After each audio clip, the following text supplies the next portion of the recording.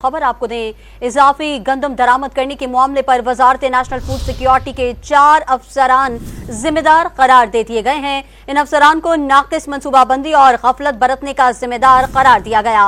चारों अफसरान को मुअत्तल करने का फैसला कर लिया गया। मजीद तफसीलात जानते हैं डॉन न्यूज के चीफ रिपोर्टर इस्लामाबाद सनाउल्लाह खान से। सनाउल्लाह खान, मजीद क्या तफसीलात हैं आपके पास, आगाह कीजिएगा।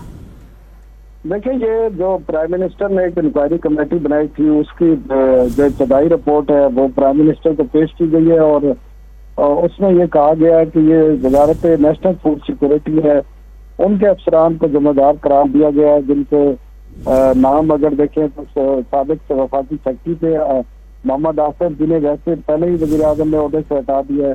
इसके अलावा डीजी प्लांट प्रोटेक्शन है AD Abid, food security commissioner हैं डॉक्टर वसीम और इसी शोबे के डायरेक्टर हैं सुहेल अहमद। उन तमाम को ये कहा गया है कि इनकी नाकिस प्लानिंग और गफलत की वजह से इजाफी गंदम बरामद की गई और बाकी जो उस वक्त की निगरान काबीना थी या कुछ और जिम्मेदार अफराद थे, उनको बरी जमा करार दिया गया इस मामले से।